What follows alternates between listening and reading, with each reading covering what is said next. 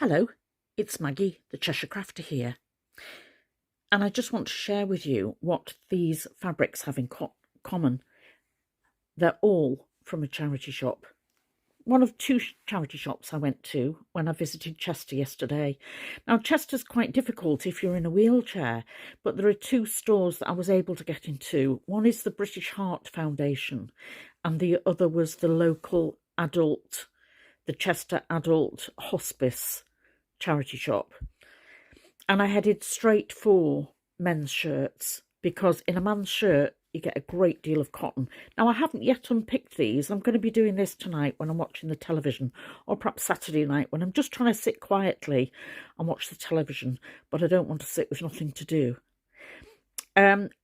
I was delighted with this one. I have to say the textures of them are all very different. I was delighted with this one because to find a blue tartan is quite unusual. The commonality, these are very crisp white cotton shirts. Look at the colours, they're absolutely brilliant. So this is a very deep navy and this is blue and purple stripe. The commonality between these two, this one and this one, is that they're brushed cotton. And this one in particular is very, very soft. And as I look at that, I think of a child's play, just a child's play blanket, and might incorporate some of that with some nice other cottons I've got. But I'm going to show you what I've reclaimed from other items and what happens to each of the pieces.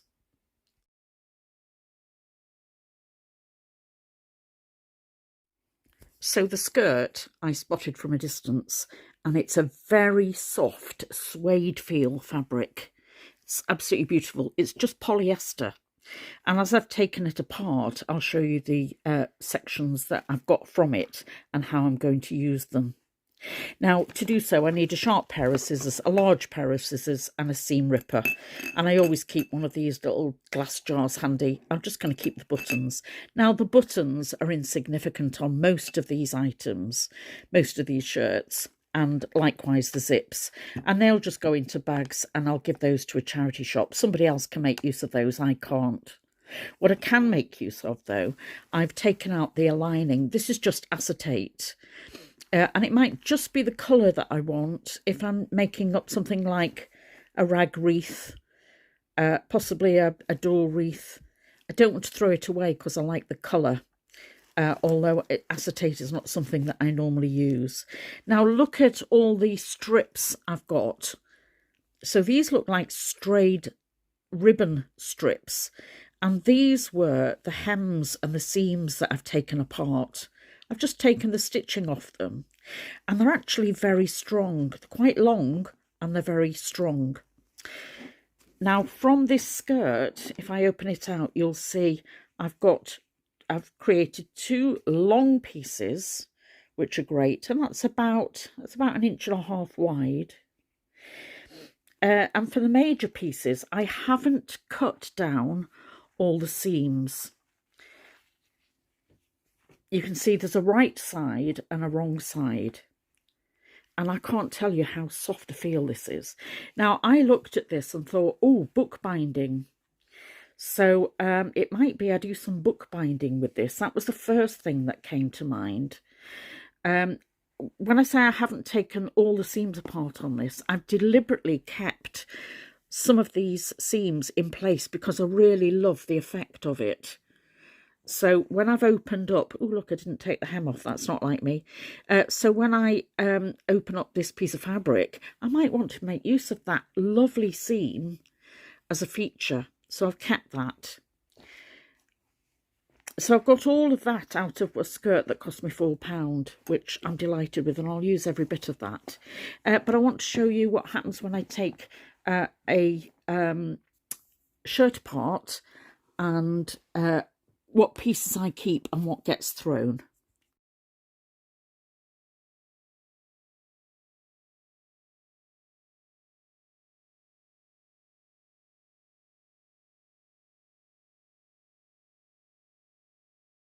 So when I finish, I wrap them all together and store them like this. And you'll see that I've used the seams as a tie, and they don't actually take up much room. I could store those on their side and see exactly what I've got. I'm going to take this apart and show you what pieces I've kept of this shirt.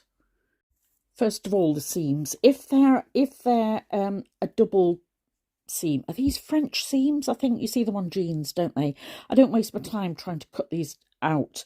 What I do is I cut either side of them, and then you've got a really reinforced piece of cotton that will make a very good ribbon. And if you're doing anything that's shabby chic, they're really handy. Stores, I always check the label to make sure the 100% cotton. I don't want a polyester mix blend. And I showed you how I fold them over and tie them in place with just a piece of ribbon that I use from this. This one is really unusual because for a man's shirt, it's a very fine cotton and it's so soft. It feels like a lady's blouse, but it was an XL, which means that there's an awful lot of fabric in it. Now I'm going to open it out and you'll see as I unfold it how I fold it up then to store it.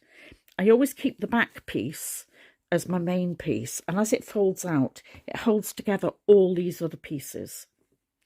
Now you'll see within there, I've got contrasts, and these contrasts were from the collar and the cuffs, and the inside piece at the back across the shoulder, so the nape, and it's this different cotton contrast. Now, when you're doing patchwork, that's a real gift. So I save every piece of those that I can. You can see how much fabric there is in that back of the shirt, and there was a dart in it. So the dart coming apart will have to be ironed out. The back, the front and the sleeves, if they're long sleeves, great deal of fabric. I'm not going to open those out right now.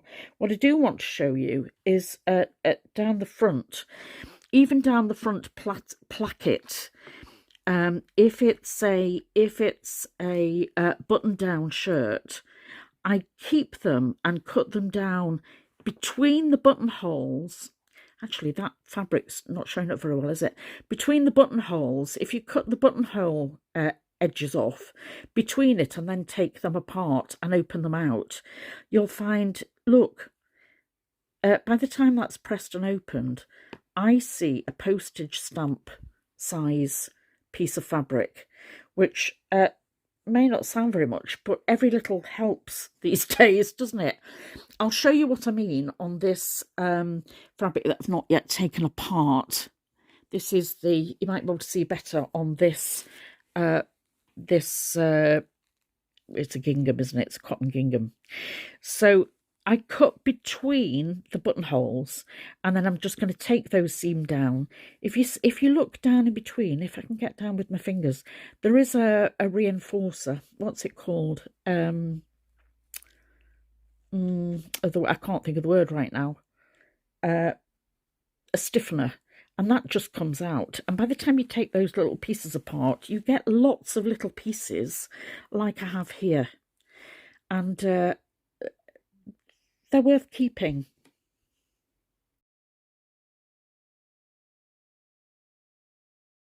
When I fold it back up, I fold the back over to keep all those little pieces in. And then I fold this back on itself. Things are hard to do with one hand, you know, when I've got the camera like this. I won't tie it together right now because I won't be able to do that with one hand. But when I fold it over, that keeps all those little pieces together. And I'll be able to touch it and feel the softness and remember how thin that piece of cotton was. But actually, I've got something like, well, I've certainly got half a metre, but I've got more than that from that cotton shirt, and that cost me about £5. I'm sure I've got more than half a metre there. I haven't actually measured it, but I've got great swathes there, especially with a men's long-sleeved shirt. You get far more material in the sleeve than you'll ever think. Sometimes the shirts have a feature which I'm going to take off, like this pocket and flap, and I'm going to keep that as a pocket and flap because I might be able to use that on the inside of something in future. Sometimes the labels are interesting and I want to keep those too, and I'll incorporate those within a project. Some of these haven't been worn very well, you can tell. They've certainly been washed before they were put out on the charity shop's shelves, and I'll wash these again before I use them in a fabric. However, if it's a long sleeve shirt, around about £5, that's pound sterling, is appropriate.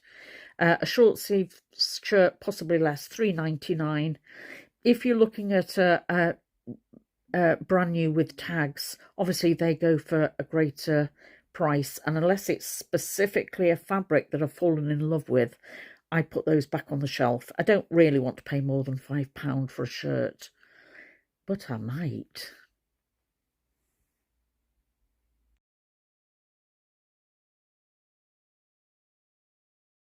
Now, the funny thing was, I actually went into these shops saying, I'm really looking for a men's beige cotton. That's like a light tan colour to meet up with a project that I'm doing. And I couldn't find one. Colours come and go in fashion. Likewise, designs do. And beige for men obviously isn't in fashion. It's not on trend, as they say. But I was delighted to get all of these. I know that I will be able to use all of these in projects, and I'm going to enjoy the process of taking them apart. So I hope you enjoyed my little haul. Let's come back and see what I do with some of them in the future. And I'll say for now, this is Maggie, Cheshire Crafter, saying bye for now. Come back and see me again soon. Okay, bye.